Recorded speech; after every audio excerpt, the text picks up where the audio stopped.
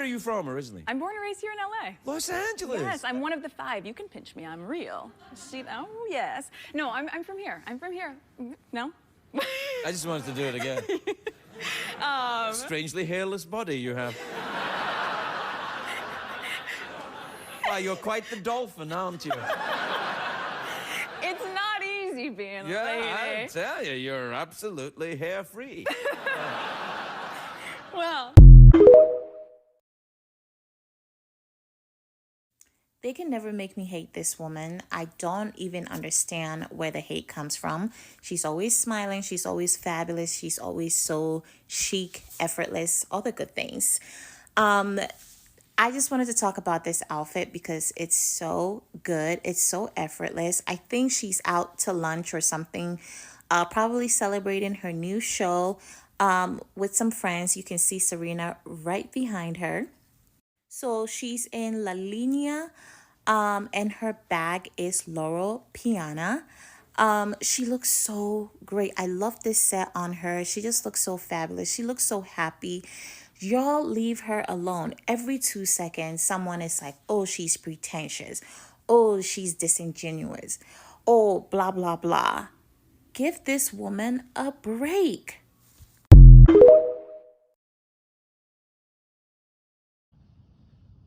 Rule number 1, never be number 2.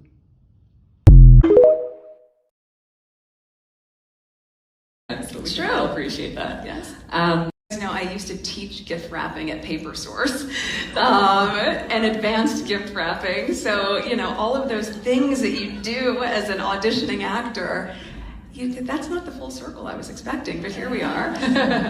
Yeah. Derangers, what's up? This message is for you. I swear, y'all must got some type of app to where when I post something about our Duchess of Sussex, y'all come into the comments like in a nanosecond. Like what are y'all doing? Y'all will come in here and say that the Duchess of Sussex ain't successful at nothing. She done failed at everything. Well, how do y'all define success? Because I am so confused because I don't see her as a failure. She worked before she got into the royal family. She pulled Prince Harry, so apparently she won because y'all real mad about that. I mean, still mad. 17 years, 7 years later, y'all still mad. Like, I'm so confused. Do y'all think y'all still have a chance with Prince Harry? Or was that y'all dream man ever since he was born? Do y'all got his picture like on your bedroom door and on your bedroom walls, your bathroom mirror, your kitchen cabinets? Like, let us know because I am confused. I really want to understand what success is. So is success saying about Princess Kate, whoever she is, when she didn't want to tell us that she was sick with cancer? Is that success when you keep things a secret? Is that how we do things? Like, please help me to understand, how do you all define success? Because I'm so confused. Like, this lady then launched a whole brand. She then did a whole season of a podcast. She got Netflix as a partner. She has done 2 seasons of With Love Meghan. Like, I'm confused. How do you all define success? Please tell me. I think we also need to kind of look at something else about why Kate is so distant, especially around William and particularly around Harry and Meghan, because I don't think Kate doesn't like Meghan. I think she doesn't like the mirror that Meghan holds to her by accident. Of course, Kate's life is kind of this servitude to her husband, which is a form of servitude to their country. But Kate, since getting engaged, has never had a moment that is purely about herself. You get engaged and everyone is talking about your fiance's late mother and comparing her to you, and that must feel a little bit weird. You finally get married and everyone is talking about your sister's butt. I still remember that. No one could shut up about Pippa's backside, Pippa's bum. Like, what? So then you have your first child. Everyone's giving you pressure about having another heir to the throne. You can't control that. Actually, technically, men control that. But so you find out you're having a boy. Everyone's like super excited for an extension of the throne. It's not even really about you. You give birth. Then you're expected just short hours after giving birth to stand up and address the Commonwealth. That's like 56, 57 countries, I believe. It feels like a quarter of the globe is watching you. You're tired. You just pushed out a full child. Then there's the expectation for you to keep having kids and have this miraculous bounce back that nobody sees because it's not like you're outside running. And I also want to note that a lot of her hobbies and the sports she enjoyed playing, she had to give up even before she got married, but that's a video for a different day. That's a video for YouTube. And then as you have your second and you watch your essentially little brother who's basically dicked around for most of his life meet this woman, fall in love with this woman, and this woman has got to have everything she's wanted throughout her entire life. She hasn't had to make a lot of staunch sacrifices. And as Meghan said, she wasn't as familiar with the royal family when she met the queen. So she comes in with a certain level of innocence and naivety, and she really believes in making a change, and the same changes that you probably to a degree tried to make yourself but were shot down years ago with. Not only that, but watching the way that people love Meghan. And yes, I've said it before in a previous video, a lot of people are interested in Harry and Meghan outside of the Commonwealth and in the Commonwealth because of the way that she resonates with them. But this is a life you were promised. You were supposed to be the next people's princess. And now this girl who got to live her entire life and didn't have to make any sacrifices just comes in and people love her more than you. Not only that, but you know that William and Kate know that the racists are the ones that are propping this up.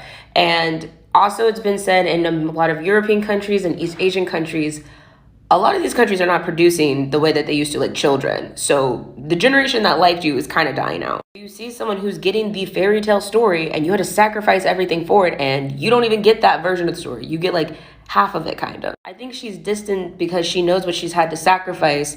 She knows her husband cheats, and she knows that this other person is making the changes she probably wished she could but was told no to. You know, I think there's levels to it. Prince Harry and Princess Meghan are jealous of Will and Kate. Okay, what are they jealous of? All of the tangible work they've accomplished since being full-time royals in 2017? No. Prince William and Kate are going to be king and queen. No. Then what are they jealous of? Have complete control and autonomy of their lives, finances, and can do what they choose to do. They're not beholden to anyone or anything, including taxpayers or the tabloid media. They don't have to pose. So please tell me again why you keep saying Prince Harry and Princess Meghan are jealous of Will and Kate.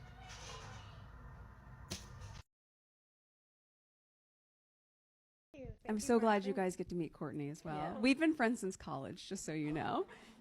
And I remember seeing it on Instagram and going, is that Courtney? And they're in a minivan somewhere in South America. Like but it's amazing when you can find what you're able to create in a small space. Hi, everybody. So nice to see you. And I love that we're all together and we're talking about my favorite things. Decorating, although it's not even going to be decorating, it's really going to be about, it really is the family home. Like, this is our family bookstore, and I love that I get to talk to my friends, my new friend, and about a book that I found as I was going through it and looking just how intentional and all about family values that this book is about. And it was just, I think there's a lot that people are going to take away from that. And I just want to have a fun conversation with, because we all love what we do and building our homes. Yes. So welcome. Awesome. Thank you. I'm so glad you guys get to meet Courtney as well. Yeah. We've been friends since college, just so you know. Yeah. It's really an honor to be here and to be chatting about our book. Oh, sorry. This makes me nervous. I can hold it for you also. I've done so many of these, and this is the first time I've been nervous. Yeah, thank you for having me. Oh, I love it. And I mean, I've been to your home. I've now seen so many pictures of your home. It's really great because it isn't just about necessarily decorating, but it's about the values and what was important to you. And I don't even know how you had time to do it because you have like 5 kids, but the different homes that you went to and your home. Talk a little bit about what inspired you and what you wanted people to know when you were putting this together. Yeah, well, I think there's so many books that you can pick up that have pretty images or can inspire you visually. I feel like when it comes to creating a home for your family, it should be a unique space that reflects your family. Right. And from my motherhood journey. And I remember very specifically being in the car and my daughter talking to me in the back seat and just doing this blah, blah, blah, blah, blah, blah, blah. And I wasn't listening to her. She was telling me about something at school, and I was just like, it's normal. Like, we do this. Like, we drown our kids out sometimes. Like, it's not like you're a bad mother if you do it. But I was like, wait a second. I'm not listening to her. I'm so busy. And we just wanted something else. So we decided to sell everything, and we sold the house and took the kids out of school, sold all the stuff, and we went and traveled for what turned out to be 18 months. And they documented all of this. I mean, we hadn't been in touch during that period, and I remember seeing it on Instagram and going, "Is that Courtney?" And they're in a minivan somewhere in South America. But it's amazing when you can find what you're able to create in a small space. When a lot of us, especially here, have a lot of, I grew up in a small duplex. We all have a lot more opportunity, space, privilege, or you have a lot of open space as you did growing up on this farm. But when you have a limited amount of space, what are the practical tools that she's been able to implement for her family and for her kids to feel connected? When I think so much of what we're really speaking to ultimately is, how do we open our doors, our hearts, and our homes, both for our own families and when we have guests, especially as the holiday season is approaching? What are those tips and those elements that you can translate from a small apartment as a single woman to a couple that's dating to, or when you have a full family with a lot of children? What are those practical things that you're both incredible at creating? What do you give Her Majesty the Queen? It's like, okay, we gave her a little pin, and I remember the evening of the dinner after we exchanged gifts, we were standing in line, and she had on a beautiful, I'm sure it was covered in diamonds and a crown, and you sort of look and go, all of that is real,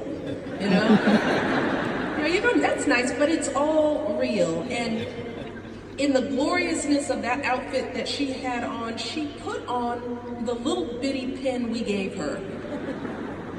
And I did the same thing. I was like, oh, you wore the pin? And she just said, yes. That was my experience. To the older generation on TikTok, meaning like people born in the late 90s.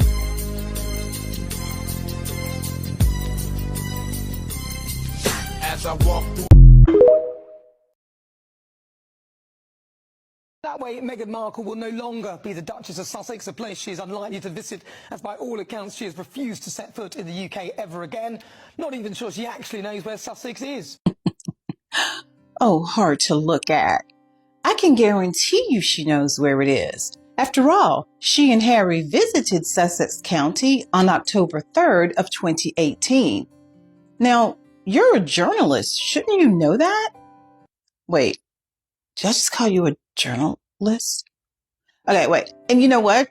If Charles decided, hard to look at, to strip Meghan of her Duchess title as she and Harry, go for it. Because then she would be known as Princess Henry. A title befitting her, wouldn't you say? How are things going with your felon fiance? Have you guys got married yet? Girl, the only white man you could get was a felon. I'd be mad at Meghan too. All right, racists, you know I wasn't going to forget the first true original man. The king, the black American man. The most imitated man in the world. My mother was black pretty much from like birth.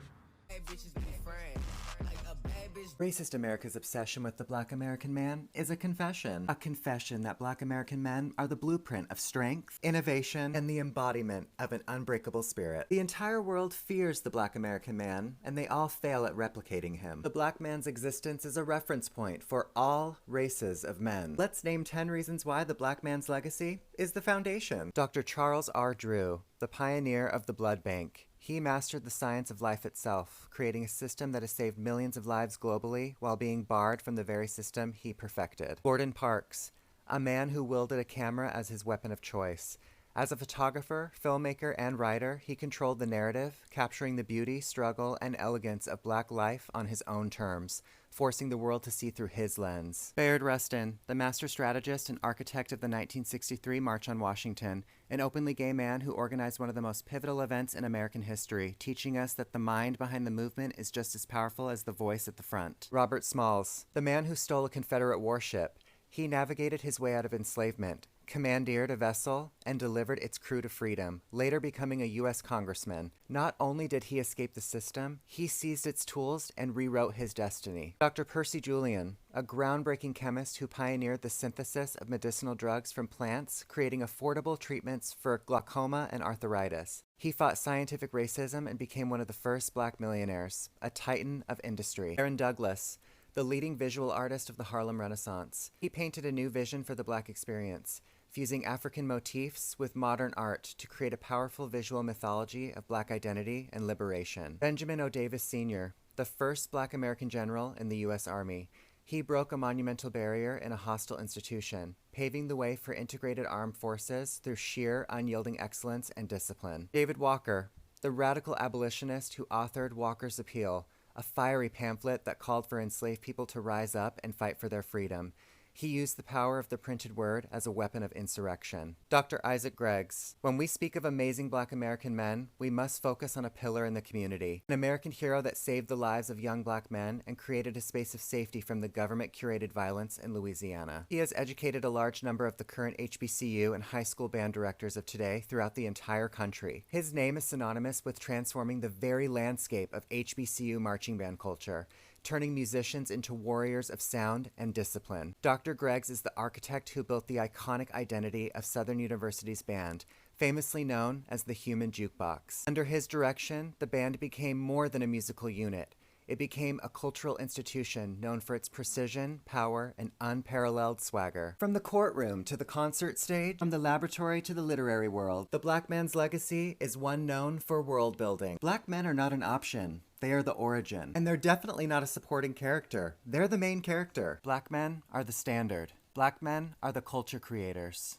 Black men are the world's innovators. Black men are the world's leaders. Stand tall in that truth, Black men. There's not a man on earth that doesn't want to be you. I love my people, Lady Rosie here. How y'all doing?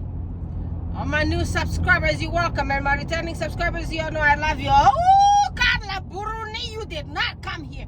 Carla, you did not come here. Oh my goodness, you know the time you married that guy, Sarkozy. Girl, I know the time you married that residue.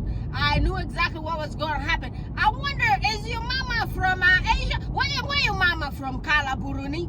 And girl, you are so miserable.